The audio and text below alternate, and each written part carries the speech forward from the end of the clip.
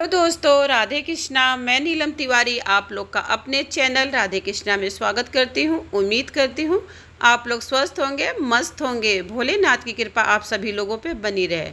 जैसा कि जान रहे हैं कि आषाढ़ मास चल रहा और आषाढ़ मास समाप्ति भी होने वाला है।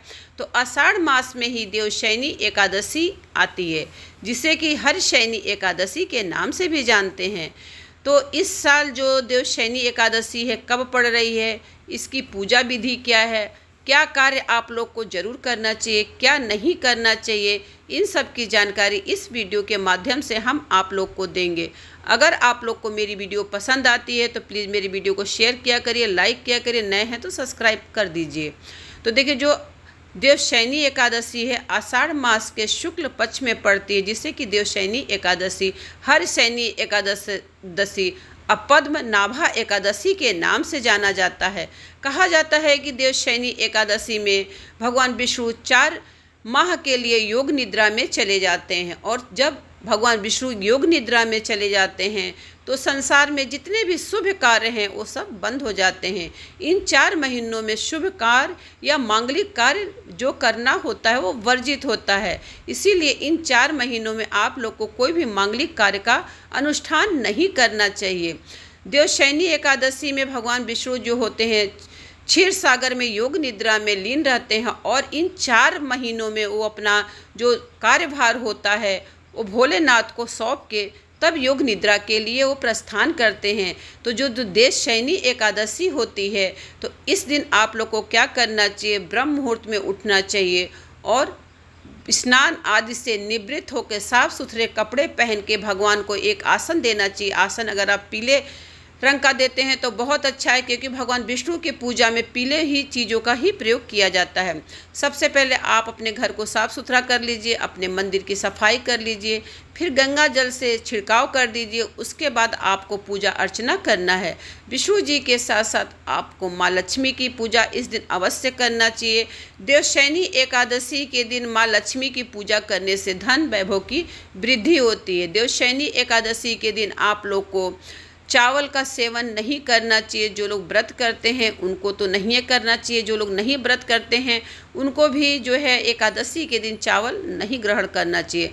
जो लोग चावल को ग्रहण करते हैं वो पापों को ग्रहण करते हैं, इसीलिए इस दिन चावल को ग्रहण करना जो होता है वो वर्जित बताया गया है। इस दिन चावल नहीं खाना चाहिए, और न ही एकादशी के दिन तुलसी दल तोड़ना चाहिए, न तो तुलसी जी को जल चढ़ाना चाहिए।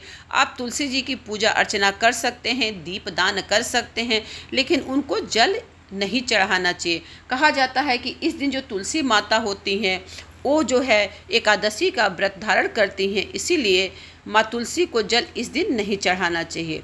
जो देवशयनी एकादशी 2023 में पड़ रही है वो 29 जून दिन बृहस्पतिवार के दिन पड़ रही है। इस दिन जो लोग व्रत हैं वो 29 जून को ही व्रत को रखेंगे। और चलिए जानते हैं कि जो एकादशी तिथि शुरू हो रही वो कब से शुरू हो रही है। तो देखिए, 29 जून को गुरुवार को रखा देवशयनी एकादशी की तिथि की शुरुआत आपकी होगी 29 जून को सुबह 3:18 पे जो है एकादशी तिथि लग जाएगी।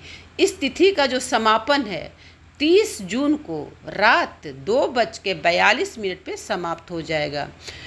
देवशयनी एकादशी का जो पारण का समय है 30 जून को सुबह 1:48 से लेके 4:36 पे इसका पारण कर लेना चाहिए। अगर आप इस बीच पारण नहीं कर सकते हैं तो तुलसी दल डाल के आप पारण का विधान कर सकते हैं, उसके बाद आप भोजन ग्रहण कर सकते हैं। तो इस तरह आप लोग को देवशयनी एकादशी का व्रत करना है।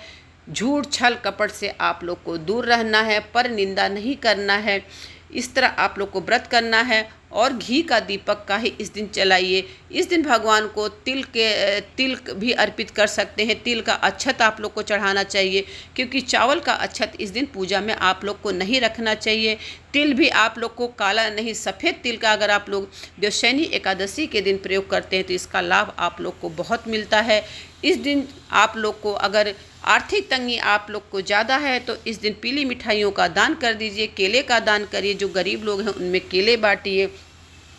इस तरह अगर आप दान करते हैं तो आपका जो धन वैभव है दिन रात बढ़ता है। तो इस चीज़ का आप लोग को ध्यान रखना चाहिए। देवशयनी एकादशी के दिन किसी का भी, कोई भी जीव जंतु की आपके हाथों हत्या नहीं होना चाहिए, यहाँ तक कि एक चींटी की भी हत्या नहीं होना चाहिए। जो लोग एकादशी का व्रत धारण करते हैं उन्हें इस दिन झाड़ू नहीं लगाना चाहिए, क्योंकि ऐसा माना जाता है कि झाड़ू में छोटे छोटे जो जीव जंतु होते हैं जो हम लोग को दिखाई नहीं देते, बहुत ही सूक्ष्म होते हैं, उनकी हत्या हो जाती है और उसका पाप जो व्रत रखते हैं उनको पड़ता है। इसीलिए अगर आप व्रत रखती हैं, आपके घर में कोई और है, तो वो इन कार्यों को कर ले, आप मत करिएगा, क्योंकि आपके हाथों किसी भी चींटी तक की भी हत्या इस दिन नहीं होना चाहिए। तो इस तरह आपको जो है एकादशी के व्रत को धारण करना चाहिए। एकादशी का जो व्रत है वो 10वीं तिथि से ही आपका इस व्रत का पालन करना चाहिए। 10वीं तिथि को आपको शाम को भोजन में, अगर आप भोजन करती हैं तो शाम को चावल ग्रहण नहीं करना चाहिए। बहुत लोग क्या करते हैं, 10वीं के शाम को भोजन ग्रहण नहीं करते हैं, क्योंकि ऐसा माना जाता है कि जो लोग एकादशी व्रत करते हैं उनके जो शरीर में एक भी दाना जो होता है अन्न का नहीं होना चाहिए। ये जो व्रत होता है वो 3 दिवसीय व्रत होता है। 10वीं से लेके द्वादशी तक का इसका विधान होता है। जो लोग पूरे विधान से एकादशी का व्रत कर लेते हैं वो मोक्ष को प्राप्त करते हैं, विष्णु की कृपा प्राप्त करते हैं, माँ लक्ष्मी की कृपा उन पर बनी रहती है। इसीलिए कहते हैं एकादशी के जो नियम होते हैं बहुत ही कठोर और कठिन होते हैं। इसीलिए एकादशी के आपको अगर नियमों को लेकर अगर आप व्रत करते हैं तो व्रत का आपको पूरा लाभ प्राप्त होता है। इस तरह आप लोग को व्रत करना है। व्रत में दान अवश्य करना है। दान करने से ही आपका जो व्रत होता है वो पूर्ण होता है। पूजा पाठ करने के बाद अंत में आपको क्षमा याचना जरूर कर लेना चाहिए। जो भी भूल चूक हो उसके लिए प्रभु से क्षमा याचना आपको करना चाहिए। तो इस तरह आप लोग को पूजा पाठ करना चाहिए। सूर्य भगवान को भी अर्घ देना चाहिए, माँ तुलसी को देना चाहिए। शाम के टाइम पे एक तुलसी के पास एक घी का दीपक लगाना चाहिए। इस दिन अगर आप पीपल के वृक्ष के नीचे दीप दान करते हैं तो यकीन मानिए बहुत ही आपको लाभ होता है। कहते हैं कि अश्वमेघ यज्ञ का फल आपको प्राप्त होता है अगर एकादशी के दिन पीपल के वृक्ष के नीचे अगर आप दीप दान करते हैं तो इसका अश्वमेघ एक यज्ञ के बराबर फल की प्राप्ति होती है और आपको मोक्ष और वैकुंठ की भी प्राप्त होती है। इसीलिए एकादशी का व्रत जो होता है वो बहुत ही महत्वपूर्ण होता है।